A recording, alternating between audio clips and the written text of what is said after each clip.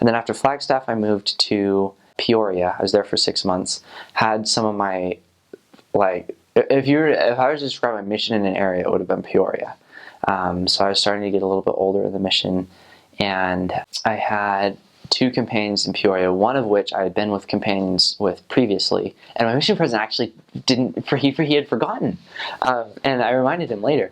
But which is interesting because sometimes I feel like he'll do that on purpose, but or he'll feel the prompting essentially and say like, oh, they were companions before, I wonder what that's for. But apparently when he put us together, he had just flat out forgot that we had been companions before, which was interesting. And I really liked all my companions, and I had a really great relationship with them in the moment. Like, it's not like, oh, we're apart now, so we're friends. I felt like a lot of my mission was actually companion based rather than investigator based, which we still did that, and that was very, very important. But I also had a lot of really important experiences with my companions. Anyway, and so this companion was a companion I'd been with before, and it was difficult. We approached things very differently, and again, I had really great relationships with all my companions, but it was still just something to deal with. And so the fact that we were companions again was a really big thing in my mission, and really defined a lot of me, I think. And then I also had a companion I was his first companion, and he was from Mongolia, and he didn't speak English. He spoke Mongolian. And it was so weird because we have all these Americans and some islanders and things like that. And then we get someone from Mongolia.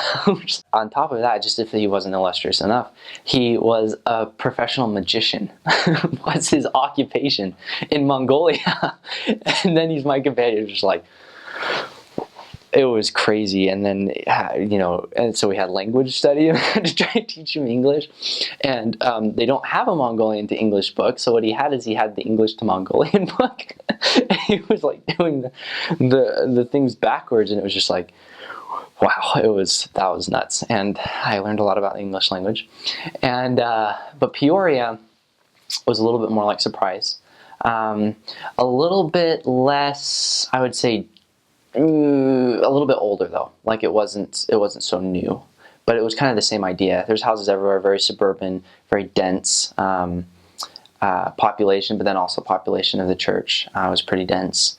Oh, the other thing I'll say about that is one of my favorite people that I met on my mission was in Peoria, and he was my ward mission leader, and he's from Chile, and his name was Brother Mendoza. I don't feel bad saying that because he's just amazing. If you ever run into Brother Mendoza, he's incredible. He's an incredible person.